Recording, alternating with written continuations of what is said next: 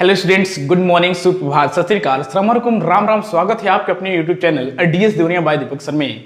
तो बच्चों, आज से हम लोग अब शुरू करने वाले हैं टर्म फर्स्ट एग्जामिनेशंस के जितने भी मैथमेटिक्स के चैप्टर हैं उसका very most important MCQs question हम अपने चैनल के माध्यम से ईच एंड एवरी चैप्टर्स के प्रोवाइड करेंगे। आज से मैंने शुरू कर दिया है। तो आज हम बात करने वाले हैं चैप्टर नंबर 1 रियल नंबर्स के कुछ महत्वपूर्ण इंपॉर्टेंट एमसीक्यूज क्वेश्चंस के बारे में। बिल्कुल शुरू से लेके एंड तक जरूर वीडियो को देखिएगा। 15 से 20 मिनट का वीडियो होगा, लेकिन जरूर देखिएगा क्या क्या चीजें इस बार आनी है, क्या क्या क्वेश्चंस आने हैं। ये मैं 100% गारंटी के साथ कह रहा हूं। यदि एक बार जरूर वीडियो को देख लेंगे तो मेरा गारंटी है कि आपका 70 से 80% क्वेश्चन तो आप आसानी से पास कर सकते हैं। यदि किसी को लगता है कि हम मैथ्स में फेल हो जाएंगे तो मैं गारंटी के साथ बोलता हूं कि उस बंदे का 80% से अबव मैथमेटिक्स में नंबर आएगा। तो आइए देखते हैं क्या है एमसीक्यूज क्वेश्चन, इंपॉर्टेंट एमसीक्यूज। सबसे पहली बात तो यह है कि रियल नंबर चैप्टर में बच्चों आप लोगों को सबसे पहले बात रैशनल नंबर पढ़ना है, इरेशनल नंबर्स पढ़ना है, फंडामेंटल थ्योरम ऑफ अर्थमेटिक्स पढ़ना है। जैसे फंडामेंटल थ्योरम ऑफ अर्थमेटिक्स कैसे वर्क करता है, इससे रिलेटेड क्वेश्चंस को पढ़ना है। फिर आपका एलसीएम एचसीएफ पढ़ना है, इसी से रिलेटेड क्वेश्चंस आएंगे। तो आप लोगों को बिल्कुल इसका कॉन्सेप्ट माइंड में फिट कर लेना है। मैंने 9th क्लास में आपको बिल्कुल सही तरीके से बताया हुआ है। तो आइए बात करते हैं। आज का पहला क्वेश्चन है, क्या है, after how many decimal places will the decimal expansion of 28 upon 2 to the power 4 into 5 to the power 3 terminated. यानी कितने डेसिमल प्लेसेस के बाद ये एक रेशनल नंबर जो दिया गया है वो टर्मिनेट हो जाएगा। हमने यहां पे दो क्वेश्चन लिया है, एक अलग है, ये एक अलग है। दोनों क्वेश्चन बहुत ही इंपॉर्टेंट क्वेश्चन है, दोनों की बात करते हैं और यही ऑप्शन रहेगा। तो हमारे पास ये क्वेश्चन दिया गया है, कह रहा है कि how many decimal places will the decimal expansion of the 28 upon 2 to the power 5 into 5 to the power 3 terminated. तो बच्चों लोग तो देख के यहां पे लगा देंगे कि हाईएस्ट पावर इसका 4 है, तो इसका डी ऑप्शन राइट हो जाएगा। तो गाइज इसको बिल्कुल आप लोग ऐसा मत करिएगा, ध्यान से देखिएगा। सबसे पहली बात तो ये होती है कि यदि कोई नंबर यहां पे देखना होता है कि कट जाता है तो उसको सबसे पहले काट लेते हैं, ये ट्रिक्स होता है। तो इसको काट लेंगे। देखो यहां पे 2 to the power 4 है, यानी 2 कितने बार है, 4 बार है। यहां से देखिए 2 गुणे 2 गुणे 2 गुणे 2, यानी 2 कितने बार है, 4 बार है। तो 2 2 जा 4 से ये 4 से ये 28 7 टाइम में कट जाएगा कि नहीं कट जाएगा, यानी 7 अपॉन 2 to the power 2 हो जाएगा इंटू 5 to the power 3 हो जाएगा। तो यहां से ये आप जिसका सबसे ज्यादा पावर होता है वो उतने डेसिमल बाद क्या होता है, टर्मिनेट होता है। तो यहां इसका ए ऑप्शन राइट हो जाएगा। सबसे पहली बात तो आपको ट्रिक्स याद रखना है कि टर्मिनेटिंग डेसिमल किसे कहते हैं। तो टर्मिनेटिंग डेसिमल गाइज वो होता है कि यदि किसी रेशनल नंबर के जो डिनोमिनेटर पार्ट q होता है, यहां से हम बात कर रहे हैं कि p अपॉन q एक रेशनल नंबर है, तो यहां पे जो डिनोमिनेटर q है उसका प्राइम फैक्टराइजेशन या तो ओनली 2 हो या तो ओनली 5 हो या 2 या 5 दोनों के फॉर्म में हो, यानी 2 to the power m into 5 to the power n इसके फॉर्म में हो, तो ऐसे रेशनल नंबर हमारे टर्मिनेटिंग होते हैं। तो ये ध्यान रखना है आप लोगों को ऐसे टाइप्स के एमसीक्यूज में, यानी इसका ऑप्शन नंबर ए राइट हो जाएगा। वैसे ही बात करते हैं, यही क्वेश्चन देके कहेगा after how many decimal places will the decimal expansion 27 upon 2 to the power 3 into 5 to the power 4 into 2 to the power 9 3 to the power 2 is terminated। तो यहां पे भी ध्यान से देखिए, यहां से देखो ये तो 3 to the power 2 यानी 3 3 जा 9 हो जाएगा और 9 से ये 27 आपका कट जाएगा 3 टाइम में, यानी 9 27 हो जाएगा, यानी 3 upon 2 to the power 3 into 5 to the power 4। और यहां 5 to the power 4 आपका सबसे ज्यादा पावर वाला है, इसलिए ये 4 डेसिमल प्लेसेस बाद कट जाएगा, यानी इसका ऑप्शन लगाया जाए तो यहां से इस क्वेश्चन का option number D answer right हो जाएगा। तो क्वेश्चन को ध्यान देखना है, ध्यान से देखना है। एक क्वेश्चन इससे रिलेटेड गाइज आता है।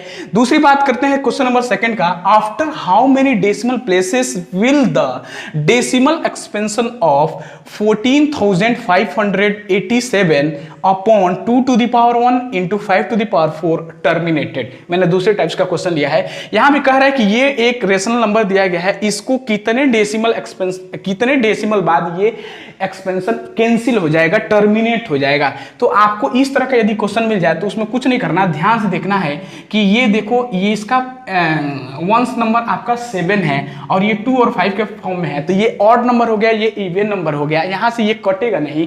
इसलिए यहां पे ध्यान देना है कि ये 5 उसी से कटेगा जिसका वंस प्लेस 0 हो चाहे 5 हो। तो आपको इस टाइप्स का यदि क्वेश्चन मिल जाए तो आपको कुछ नहीं करना, सीधे ध्यान से देखना कि इसका सबसे हाईएस्ट पावर है और उस हाईएस्ट पावर में इसको बना लेंगे। यानी ये यहां पे हम क्या कर देंगे, 2 टू द पावर 3 से न्यूमरेटर और डिनोमिनेटर में मल्टीप्लाई कर दे, तो ये आपका 4 डेसिमल एक्सपेंशन बाद कैंसिल हो जाएगा। इसलिए इसका बी ऑप्शन क्या हो जाएगा, राइट हो जाएगा। इसको हम बनाना चाहते हैं तो ऐसे लिख सकते हैं 14587 अपॉन 2 टू द पावर 1 पहले से है, यहाँ से 5 टू द पावर 4 हो जाएगा, यहाँ 2 टू द पावर 3 से न्यूमरेटर और डिनोमिनेटर में ऐसे मल्टीप्लाई कर देंगे, तो इसका ऐसे मल्टीप्लाई कर लेंगे जो भी आएगा, अपॉन यहाँ से ये 2 टू द पावर 4 हो जाएगा और ये 5 टू द पावर 4 हो गया।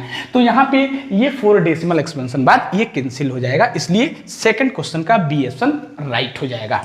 नेक्स्ट बात करते हैं क्वेश्चन नंबर 3 का। ये भी दूसरे टाइप्स का क्वेश्चन है। कह रहे हैं कि the decimal expansion of the rational number 14,587 upon 1250 will be terminated after, यानी कितने डेसिमल बाद ये रेशनल नंबर टर्मिनेट हो जाएगा। मैंने 3 तरह का क्वेश्चन लिया है, जरूर इसमें से ये क्वेश्चन आना ही आना है इस टाइप्स का। तो आप ध्यान से देखिए, इसमें आपको क्या करना है, जो डिनोमिनेटर पार्ट मिलता है ना इस तरह के क्वेश्चन में, तो डिनोमिनेटर पार्ट का प्राइम फैक्टराइजेशन निकाल दीजिए। तो यहां से हम देखिए 14587 अपॉन इसका हम प्राइम फैक्टराइजेशन करें तो ये देखो, ये हो जाएगा 2 to the power 1 into 5 to the power 4 हो जाएगा। कैसे, आप देखो 5 को 4 बार मल्टीप्लाई करो तो 5 5 जा 25 हो जाएगा, 25 5 जा 125 हो जाएगा, और 125 5 जा 625 होगा, और 625 2 जा 1250 हो जाएगा। तो इसका जो प्राइम फैक्टराइजेशन डिनोमिनेटर पार्ट का आएगा 2 to the power 1 into 5 to the power 4। अब यहां से ध्यान से देखिए, तो ये सेम क्वेश्चन ऐसे ही हो गया, इस तरह के फॉर्म में हो गया कि नहीं हो गया। अब इसको भी हम सेम वही क्वेश्चन है, बस उसको घुमा दिया था हमने। तो इसका भी ऑप्शन आपको मैं बताया हूं यहां ट्रिक्स के साथ कि जो 2 और 5 में देखेंगे और 2 और 5 में जिसका सबसे बड़ा पावर होगा उतने डेसिमल बाद वो रेशनल नंबर टर्मिनेट होगा। तो यहां 5 का पावर 4 है, इसलिए यहां इसका डी ऑप्शन राइट हो जाएगा, यानी D is the correct option of this question. तो अधिक से अधिक वीडियोस को लाइक कर दीजिए, शेयर कर दीजिए अपने दोस्तों को, और फर्स्ट टाइम चैनल को देखना तो सब्सक्राइब कर दीजिए। ओके स्टूडेंट्स, अब आइए नेक्स्ट क्वेश्चन नंबर 4 की बात करते हैं। क्वेश्चन नंबर 4 क्या है, a rational number which has non terminating decimal representation is, यानी जो नीचे दिए गए रेशनल नंबर है उसमें से कौन नॉन टर्मिनेटिंग रेशनल नंबर है। तो गाइस 2 तरह के रेशनल नंबर होते हैं, पहला एक टर्मिनेटिंग होता है और दूसरा होता है नॉन टर्मिनेटिंग।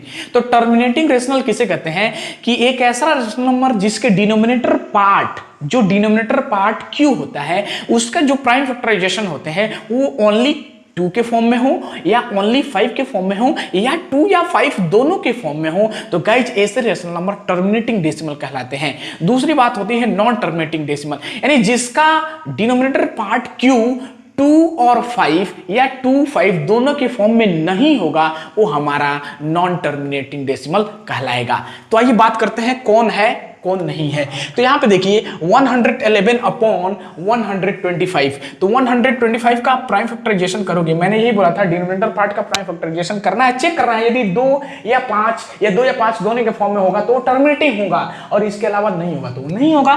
तो यहां पे देखो हम 125 को क्या लिख सकते हैं, 5 इंटू 5 इंटू 5 लिख सकते हैं कि नहीं लिख सकते हैं, यानी ये 5 टू द पावर 3 के फॉर्म में हो गया या ओनली 5 के फॉर्म में आ रहा है, तो ये हमारा क्या है, टर्मिनेटिंग है। दूसरी बात कर रहे हैं, यहां पे डिनोमिनेटर पार्ट 8 है, तो 8 को हम क्या लिख सकते हैं, 2 इंटू 2 इंटू 2 यानी 2 टू द पावर 3, ये भी ओनली 2 के फॉर्म में हो रहा है, तो ये भी हमारा टर्मिनेटिंग है। नेक्स्ट यहां पे देखो 2 और 5 दोनों के फॉर्म में है, तो ये भी हमारा टर्मिनेटिंग है। तो ए बी सी दोनों टर्मिनेटिंग है, तो ये ऑप्शन नंबर डी, यहीं से पता चल जा रहा है कि डी हमारा आपका नॉन टर्मिनेटिंग डेसिमल है। कैसे, क्योंकि 400 आपका 55 का जो हम प्राइम फैक्टराइजेशन निकालेंगे, तो यहां से जो आपका इसका डिनोमिनेटर पार्ट का प्राइम फैक्टराइजेशन आएगा वो 5 इंटू 7 इंटू 13 के फॉर्म में आएगा, जो आपका 7 और 13 आ जा रहा है। अब 5 और 2 के अलावा डिनोमिनेटर में कोई प्राइम फैक्टराइजेशन आता है तो वो हमारा नॉन टर्मिनेटिंग डेसिमल कहलाता है। इसलिए D is the right answer of this question. एकदम बिल्कुल फुल एक्सप्लेनेशन के साथ हम चल रहे हैं, एकदम एक क्वेश्चन पक्का आना है गाइज, ये 100% गारंटी के साथ मैं बोल रहा हूं। नेक्स्ट क्वेश्चन है question number 5, which of the following rational number have a terminating decimal expansion, यानी नीचे दिए गए फॉलोइंग रेशनल नंबर से कौन टर्मिनेटिंग डेसिमल एक्सपेंशन कर रहा है, यानी कौन टर्मिनेटिंग है, यहां पे ये चेक करना है कौन टर्मिनेटिंग है। तो यहां पे देखो 125 अपॉन 441, यानी 145 अपॉन 441, यानी यहां पे इसका जब हम प्राइम फैक्टराइजेशन निकालेंगे तो ये हमारा 2 और 5 के अलावा दूसरे फॉर्म में आएगा। ये भी हमारा इसका प्राइम फैक्टराइजेशन जब हम निकालेंगे डिनोमिनेटर पार्ट का, ये भी हमारा 2 और 5 इसके अलावा दूसरे फॉर्म में आएगा। यहां से डी ऑप्शन को देखिए, 2 भी है, 5 है और 7 भी है, तो ये भी हमारा नहीं ऑप्शन होगा, ये भी हमारा नहीं ऑप्शन होगा, ये भी हमारा नहीं ऑप्शन होगा। तो यहीं से पता चल जा रहा है C is the right answer of this question. Check करना है तो कैसे करेंगे, यानी 1600 है तो 1600 का हम प्राइम फैक्टराइजेशन निकाल दें तो 1600 को हम लिख सकते हैं गाइज 320 इंटू 5, और 320 इंटू 5 में हम मल्टीप्लाई कर देंगे तो 1600 आपका इसका नंबर आ जाएगा। और 320 का जब हम प्राइम फैक्टराइजेशन करेंगे तो ये हमारा हो जाएगा 2 टू द पावर 6 इंटू 5 के फॉर्म में, 2 टू द पावर 6 इंटू 5 का 1605 हो जाएगा। तो ये 2 और 5 दोनों के फॉर्म में आ जा रहा है, इसलिए ये हमारा टर्मिनेटिंग डेसिमल को रिप्रेजेंट कर रहा है, इसलिए C is the right answer of the this question. Okay, next बात करते हैं क्वेश्चन नंबर 6 की। तो यहां पे कह रहा है कि a rational number can be expressed as a terminating decimal if the denominator has a factor। तो मैंने अभी आपको बताया कि इसमें से कह रहा है कि कौन रेशनल नंबर टर्मिनेटिंग डेसिमल को एक्सप्रेस करता है जिसका डिनोमिनेटर फैक्टर क्या होना चाहिए। तो आपको पता है कि इसका डिनोमिनेटर फैक्टर 2 और 5 के फॉर्म में होना चाहिए, या 2 में हो या 5 में हो या 2 या 5 दोनों के फॉर्म में, इन तीनों में से कोई ऑप्शन मिल जाए तो वो राइट आंसर हो जाएगा। तो यहाँ पे कह रहा है 2 3 5, ये नहीं होगा, यानी क्योंकि 3 आ जा रहा है इसलिए नहीं होगा। यहाँ पे देखो 2 3 तो होता ही नहीं है, ये भी नहीं होगा, इसलिए इसमें देखो 3 और 5 3 भी आ जा रहा है इसलिए ये भी नहीं होगा। यहाँ पे क्या है 2 एंड 5, यानी 2 और 5 दोनों के फॉर्म में होता है, इसलिए D is the right answer of this question. अब आइए नेक्स्ट क्वेश्चन, क्वेश्चन नंबर 7 की बात कर रहे हैं। The number 3 to the power 13 minus 10 to the power 10 is divisible by.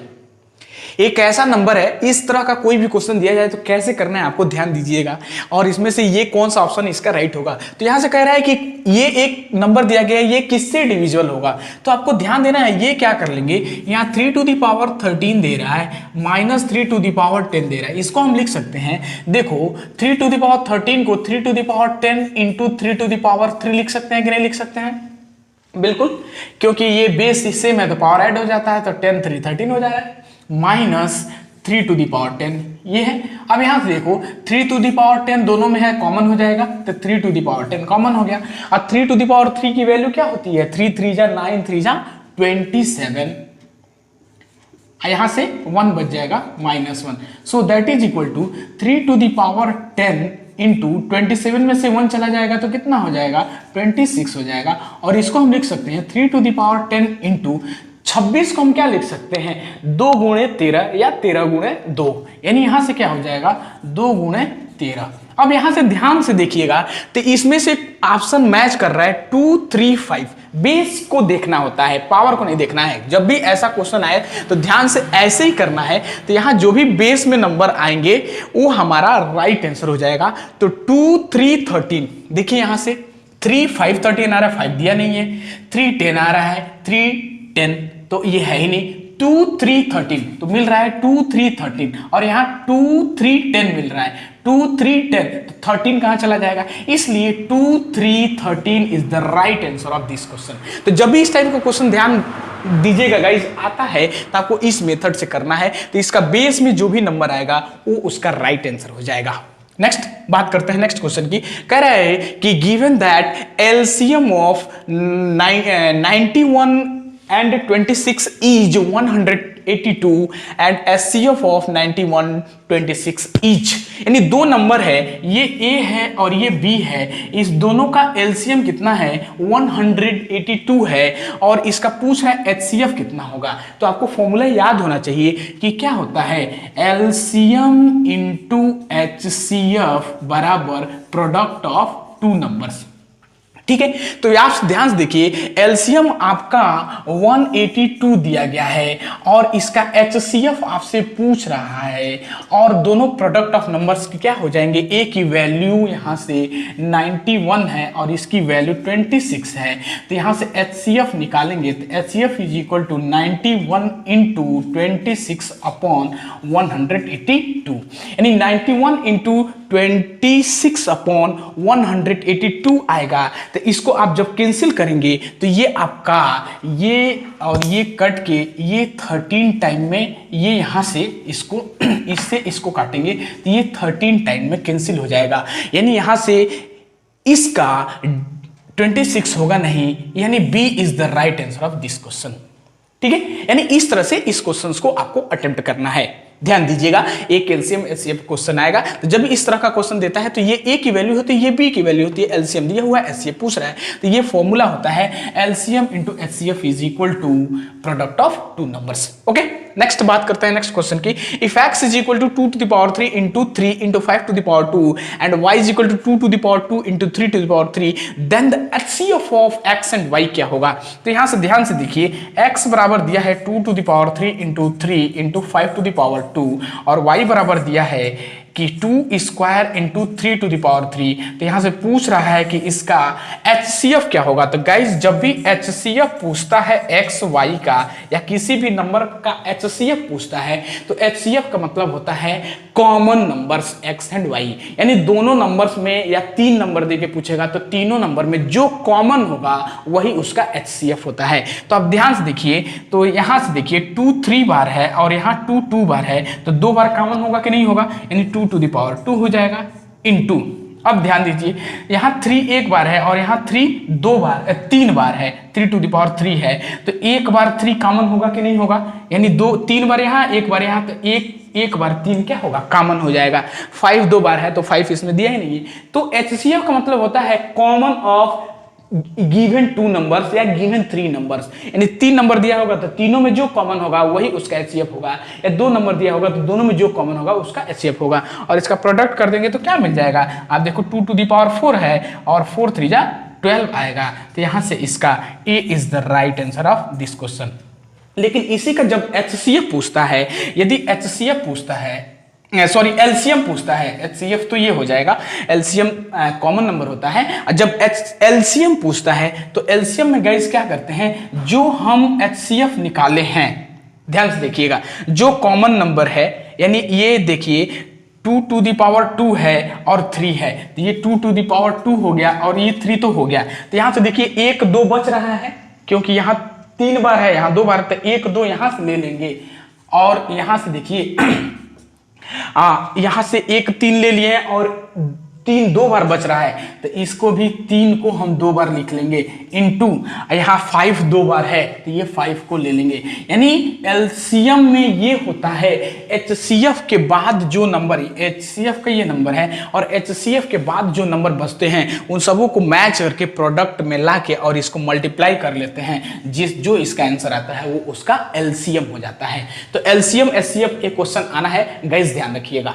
Okay, अब आइए नेक्स्ट क्वेश्चन नंबर 10 की बात कर रहे हैं। क्वेश्चन नंबर 10 है कि the product of HCF and LCM of the smallest prime number and the smallest composite number, यानी एलसीएम और एचसीएफ का प्रोडक्ट पूछ रहा है। तो आपको फॉर्मूला पता है कि product of HCF into LCM is equal to product of 2 numbers होता है। तो सबसे पहली बात तो आपको याद करना है, बताना है कि स्मॉलेस्ट प्राइम नंबर किसे कहते हैं और स्मॉलेस्ट कंपोजिट नंबर किसे कहते हैं। तो गाइस, प्राइम नंबर वो होता है कि वैसे नंबर जो अपने खुद से डिविजिबल होते हैं या 1 से डिविजिबल होते हैं उसे हम प्राइम नंबर कहते हैं। और दूसरी बात, कंपोजिट नंबर वो होता है कि ऐसा नंबर जिसका मोर देन 2 फैक्टर होता है, मल्टीपल्स होता है, उसको हम कंपोजिट नंबर कहते हैं। तो याद है कि आपको स्मॉलेस्ट प्राइम नंबर जो होता है वो सबसे छोटा स्मॉलेस्ट प्राइम नंबर सर 2 होता है, ठीक है ना। 1 हमारा प्राइम नंबर नहीं होता है और ना ही कंपोजिट नंबर होता है, इसलिए नाइदर प्राइम नॉर कंपोजिट 1 को बोला गया है, इसलिए स्मॉलेस्ट प्राइम नंबर 2 होता है। और दूसरा स्मॉलेस्ट कंपोजिट नंबर, ये हमारा प्राइम नंबर हो गया, प्राइम नंबर हो गया, और स्मॉलेस्ट कंपोजिट नंबर हमारा 4 होता है, कंपोजिट नंबर 4 होता है। तो आपको पता है कि जो 1 भी कंपोजिट नहीं होता है, 2 भी नहीं होता है, 3 भी नहीं होता है, स्मॉलेस्ट कंपोजिट नंबर 4 होता है। तो यहां से ये हमारा ए हो गया, ये हमारा बी हो गया, और यहां से कह रहा है कि product of HCF into LCM। तो आपको पता है HCF इंटू LCM बराबर product of 2 numbers A into B। तो A की वैल्यू हमारी 2 है, B की वैल्यू 4 है, तो दोनों का प्रोडक्ट कितना हो जाएगा, 8 हो जाएगा। तो यहां से 2 होगा नहीं, 4 होगा नहीं, 6 नहीं होगा, यानी D is the right answer of this question. Okay students, next question की बात कर रहे हैं। कह रहा है if two positive integer P एंड Q can be expressed as P is equal to AB square and Q is equal to AQB, A and B being prime numbers, then the LCM of PQ is, LCM भी पूछ सकता है, HCF पूछ सकता है। ये बहुत important question है, बहुत बार आया हुआ है। तो यहां से बहुत आसान है ये ट्रिक। यहां से कह रहा है कि P is equal to AB square है और Q इज इक्वल टू दिया हुआ है AQB है, AQB है। तो आपसे पूछ रहा है कि LCM क्या होगा। तो LCM जब भी पूछता है, तो LCM पूछता है तो इसमें आपको हाईएस्ट पावर देखना है। जब भी इस तरह का क्वेश्चन करके पूछता है तो एलसीएम जब पूछता है तो हाईएस्ट पावर देखना ए यहां 3 बार है, यहां 2 बार है, तो ए हाईएस्ट पावर कितना है, 3 है, ये ले लेना है। यहां बी 1 बार है और यहां बी 2 बार है, तो यहां हाईएस्ट पावर बी का क्या है, 2 बार है, तो ये ले लेना है। जब भी एलसीएम पूछता है तो हाईएस्ट पावर ले लेना है। तो इसका एलसीएम क्या हो जाएगा, LCM of P and Q A cube B square हो जाएगा, ए क्यूब बी स्क्वायर, यानी C is the right answer of this question. लेकिन इसी का एचसीएफ पूछता तो क्या हो जाता है, यदि इसी का एचसीएफ पूछता है, यहां पे बता दे रहे हैं, इसी का एचसीएफ पूछता तो आपको क्या करना है, तो एचसीएफ में लोवेस्ट पावर लिया जाता है। तो एचसीएफ में लोवेस्ट पावर यानी ए यहां 1 बार है, यहां 3 बार है, तो 1 बार ले लेंगे सबसे कम।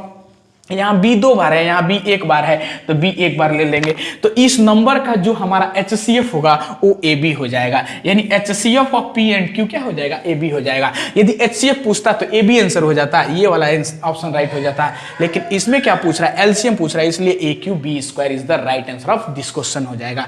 नेक्स्ट पूछ रहा है, if the HCF of 85 and 153 is expressible in the form 85n minus 153, then the value of n is। जब भी इस टाइप का पूछता है तो HCF करके क्वेश्चन पूछता है, चाहे LCM भी करके पूछ सकता है, ये ध्यान रखिएगा। तो क्या करना है, 85 का फैक्टर निकाल दीजिए। 85 का फैक्टर क्या हो जाएगा, तो 85 का फैक्टर आपको निकालना है, तो 85 का जो फैक्टर होगा उसको हम लिख सकते हैं 5 × 17, यानी 17 5 या 85। वैसे ही 153 का फैक्टर निकाल दीजिए, तो 153 का फैक्टर क्या हो जाएगा, तो 153 का फैक्टर हो जाएगा आपका 9 × 17, यानी 17 9 जा 153। और इसका HCF निकाल दीजिए, क्या निकाल दीजिए, HCF। तो HCF क्या है, कॉमन नंबर होता है, तो ये 17 हो जाएगा। तो यहां से कह रहा है HCF of this and this, तो यहां से क्या हो जाएगा, इसका और इसकी वैल्यू HCF के बराबर हो जाएगी, यानी 85n minus 153 is equal to 17, क्योंकि HCF के बराबर है। यही LCM कहता तो LCM यहां से निकाल लेते और LCM इसके बराबर हो जाता है, यानी इसके वैल्यू के बराबर LCM हो जाता है। लेकिन HCF करके क्वेश्चन पूछ रहा है तो इसके HCF 17 आ रहा है, ये ध्यान रखिएगा। HCF कहेगा तो ये इसके बराबर हो जाएगा, LCM कहेगा तो LCM की वैल्यू यहां से निकाल लेंगे, ये इसके बराबर हो जाएगा। अब इसको कैलकुलेट कर दीजिए, तो 85n इज इक्वल टू क्या हो जाएगा, 17 प्लस 153, और इसको प्लस कर दीजिए तो 7 3 10 0 कैरी 1 हो जाएगा, 5 1 6 1 7 हो जाएगा, और ये 1 यानी 170 हो जाएगा, यानी 85n इज इक्वल टू 170। तो यहाँ से n इज इक्वल टू निकालेंगे तो 170 अपॉन 85 5, यानी 85 से 170 कितने टाइम में कट जाएगा? 2 बार में कट जाएगा, यानी 85 2 जा 170, यानी n की वैल्यू पूछ रहा है, what is the value of n, तो n की वैल्यू 3 होगी नहीं, यानी b is the right answer of this question. अब आइए नेक्स्ट क्वेश्चन, क्वेश्चन नंबर 13 को सॉल्व करते हैं। कह रहा है कि Sudhir wants to 88 banana trees, 66 apple trees and 110 mango trees in his garden in equal rows, also he wants to make distinct rows of trees, the number of minimum rows required are, minimum कह सकता है चाहे यहां पे list कह सकता है, दोनों का मतलब एक ही है। यानी जब भी इस तरह का क्वेश्चन आएगा गाइस तो कैसे करना है, बहुत ही आसान क्वेश्चन है, बहुत इंपॉर्टेंट क्वेश्चन है। यानी 88 बनाना का ट्री है, 66 एप्पल का ट्री है और 110 मैंगो का ट्री है, तो कह रहा है कि इसको कम से कम कितना रो की रिक्वायर होगी, जरूरत होगी। तो आपको क्या करना है, यहां पे देखो बनाना हमारा 88 दिया गया है, तो 88 का फैक्टर निकाल दो, तो 8 इंटू 11 लिख सकते हैं, यानी 8 को 2 इंटू 2 इंटू 2 इंटू 11 हो जाएगा। फिर एप्पल आपका है, एप्पल आपका 66 है, तो 66 को हम 6 इंटू 11 लिख सकते हैं, 6 का 2 इंटू 3 हो जाएगा और ये 11 हो जाएगा फैक्टर। और ये मैंगो है, मैंगो 110 है, और 110 का फैक्टर लिखोगे तो 10 इंटू 11 जा 110 हो जाएगा, और 10 को 2 इंटू 5 लिखोगे और ये 11 हो जाएगा। और इसका क्या कर दो ना, HCF निकाल दो, क्या निकाल दो, HCF। क्या निकालना है गाइज, HCF निकालना है, HCF निकाल दो। तो HCF का मतलब होता है कॉमन नंबर, तो आप देखो ये दोनों में है, तीनों में है तो ये 2 हो जाएगा, और 11 तीनों में है तो यहाँ से 11 आ जाएगा, और 11 2 जा 22 होगा। इसके बाद क्या करना है, तीनों जो बनाना एप्पल मैंगो है इसको 22 से डिवाइड कर देना है और प्लस कर देना है। जब भी इस तरह का क्वेश्चन आएगा तो क्या करना है, 88 divided by 22 plus 66 divided by 22 plus 110 divided by 22, यानी इस तरह से जब भी क्वेश्चन आएगा ऐसे ही करिएगा। ये क्या हो जाएगा, 22 4 जा 88 हो जाएगा, 22 3 जा 66 हो जाएगा, और 22 5 जा आपका 110 हो जाएगा। तो क्या हो गया, 4 + 3 + 5, यानी कितना होगा, 4 धन 3 7, 7 5 12, यानी ऑप्शन में देखिए आपका C is the right answer of this question. यानी जब इस तरह का क्वेश्चन आएगा गाइज ऐसे करिएगा। नेक्स्ट क्वेश्चन है, क्वेश्चन नंबर 14 कह रहा है कि 7 × 11 × 13 × 15 + 5 इज, ये ध्यान रखिएगा जब भी इस तरह का क्वेश्चन आएगा आपको क्या करना है। कहता है कि प्राइम नंबर होगा कि कंपोजिट नंबर होगा कि नाइदर प्राइम नॉर कंपोजिट या नॉन ऑफ एबव। यानी जब भी इस तरह का क्वेश्चन होगा तो इसका रिजल्ट होता है गाइज, यानी 7 × 11 × 13 × 15 + 15। तो आप क्या करिए, दोनों में ये देखिए ध्यान से 15 कॉमन हो जाएगा, तो यहाँ से 15 आ जाएगा, तो ये क्या हो जाएगा 7 × 11 × 13 + 1, ठीक है। यानी इसका देखिए प्रोडक्ट ऑफ नंबर्स मिल गया कि नहीं मिल गया, यानी जिसमें प्रोडक्ट ऑफ नंबर्स मिल जाएंगे ध्यान से उसको हम क्या कहते हैं, जिसमें 2 और मोर देन 2 फैक्टर होते हैं उसको हम कंपोजिट नंबर कहते हैं। यानी जिसमें 2 या 2 से ज्यादा नंबर मिल जाएंगे उसको हम कंपोजिट नंबर कहते हैं। और कंपोजिट नंबर यहां से ध्यान देखिए, प्राइम नंबर एक ही होता है, कंपोजिट नंबर में मोर देन 2 फैक्टर होता है, और यहां से कहता है नाइदर प्राइम नॉर कंपोजिट, यानी नहीं प्राइम है नहीं कंपोजिट है। यानी इसका आंसर क्या हो जाएगा, यानी इसको हम 17 में 11 से मल्टीप्लाई कर देंगे तो 77 हो जाएगा, 77 में 13 से मल्टीप्लाई कर देंगे और उसमें +1 कर देंगे, तो इसका रिजल्ट आपका गाइज आ जाएगा 15 × 1002। और 1000 × 2 में आप देखिए प्रोडक्ट ऑफ नंबर्स मिल जाएंगे कि नहीं, ए या बी और मोर देन नंबर्स मिल जाएगा कि नहीं, इसलिए इसका B is the right answer हो जाएगा, क्योंकि कंपोजिट नंबर उसे कहते हैं जिसका 2 या 2 से ज्यादा फैक्टर होता है। प्राइम नंबर में एक ही नंबर होता है, उसका ही मल्टीपल होता है, इसीलिए B is the right answer of this question. तो जब भी इस तरह का क्वेश्चन मिल जाए ना तो आंख बंद करके कंपोजिट नंबर पर आंसर लगा दीजिए, वो आपका राइट आंसर हो जाएगा। तो आई होप स्टूडेंट, मैं आशा करता हूं कि जितने भी हमने रियल नंबर्स के एमसीक्यूज क्वेश्चन कराया है उसको सही से वॉच करिए, अधिक से अधिक वीडियोस को देखिए। मैं वादा करता हूं कि इसमें से जो भी आपका 5-6 क्वेश्चन आएगा आप आउट ऑफ स्टैंडिंग नंबर पा सकते हैं। और अधिक से अधिक फ्रेंड्स और स्टूडेंट में शेयर कर दीजिए, बता दीजिए कि डीएस देवरिया सभी क्वेश्चंस के एमसीक्यू प्रोवाइड करना स्टार्ट कर दीजिए है। एग्जाम से एक दिन पहले तक मैं ईच एंड एवरी चैप्टर्स का एमसीक्यूज आपको इंपॉर्टेंट एमसीक्यू प्रोवाइड करते रहेंगे। यदि चैनल को सब्सक्राइब नहीं किए तो सब्सक्राइब कर दें, नोटिफिकेशन बेल को प्रेस कर दे कि हमारा नोटिफिकेशन आपको आसानी से पहुंचता चला जाए। और अधिक से अधिक फ्रेंड्स और स्टूडेंट में शेयर कर दीजिए, और अच्छा लगे तो वीडियोस को लाइक शेयर कमेंट जरूर करिए। Thank you so much, thank for watching.